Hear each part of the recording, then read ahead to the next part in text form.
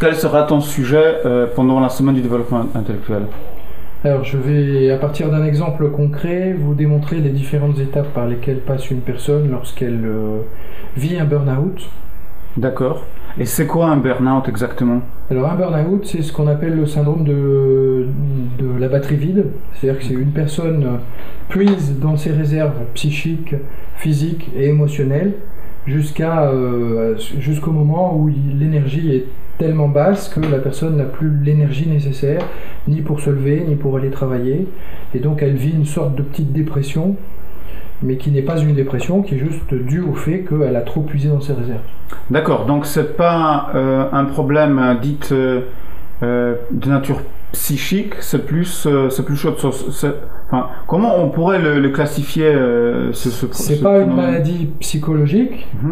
Dans la mesure où c'est pas une maladie comme la dépression ou comme le trouble bipolaire par exemple, c'est un syndrome qui arrive parce que la personne a négligé de s'occuper de ses besoins pendant un certain temps et qu'à cause de ça, elle a puisé dans la réserve. C'est comme une voiture, si tu veux, qui roulerait sans jamais faire le plein. Il arrive un moment où il n'y a plus d'essence et donc la voiture, elle fait plus 1 kilomètre de plus. D'accord. Donc, est-ce que tu vas montrer comment en fait on peut détecter chez soi si on a peut-être sur le chemin d'un burn-out, et comment on pourrait par exemple arrêter ce phénomène ou comment faire les étapes d'éviter ce problème? Alors, un burn-out n'est pas quelque chose qui arrive du jour au lendemain. Une personne qui rentre dans un processus qui va la mener au burn-out va passer par différentes étapes. Et donc, à partir d'un cas concret d'une personne que j'ai accompagnée, je montrerai quelles sont ces différentes étapes. Pour chacune de ces différentes étapes, je proposerai une liste de symptômes repérables pour identifier qu'on est dans cette étape-là. Et je donnerai quelques pistes d'action possibles à mettre en œuvre pour éviter de passer à l'étape suivante. D'accord. Est-ce qu'il y a un lien entre le burn-out ou bien et l'intelligence émotionnelle? Est-ce qu'en fait, avec les outils que tu vas donner, est-ce qu'on peut dire que ça touche l'intelligence émotionnelle?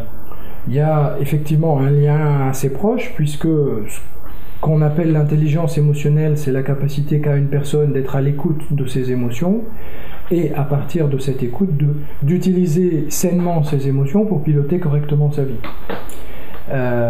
Ce que ne fait pas une personne qui est en passe d'entrer dans un processus qui va la mener au burn-out. C'est-à-dire une personne qui approche du burn-out méconnaît un certain nombre de signaux corporels, de stimulus extérieurs dont elle ne tient pas compte, et c'est à cause du fait qu'elle ne tient pas compte de ces informations qu'elle va arriver au burn-out. Et donc effectivement, il y a un lien très proche entre les deux choses. D'accord. Est-ce que tu pourrais expliquer en quelques phrases qui tu es et en fait quel est ton parcours, et pourquoi tu t'occupes de burn-out et pourquoi tu es quelqu'un de crédible qu'on pourrait écouter à ce sujet-là? Alors, je suis d'abord et avant tout un psychothérapeute. J'ai accompagné pendant 20 ans des personnes en situation de grande détresse. D'abord des personnes dans les prisons françaises, puis ensuite en cabinet libéral des personnes de tout venant.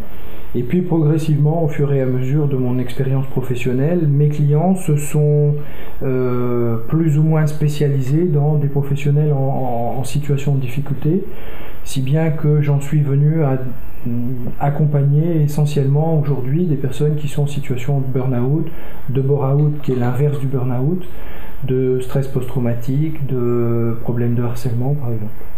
C'est quoi l'inverse de burn-out? Je n'ai pas compris. Le burn-out est un syndrome qui est généré par une surcharge de stress. Okay. Le bore-out est un syndrome identique à celui du burn-out qui est généré par une absence de stimulation.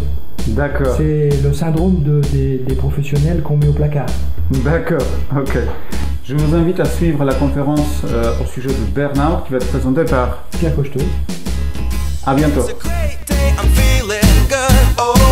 The possibilities of what I could do with the world at my fingertips. My imagination brings a smile up to my lips. Oh, fascinated, I'm moving fast. Oh, I'm optimistic as the days go past. Oh, opportunity is here for me, so come on.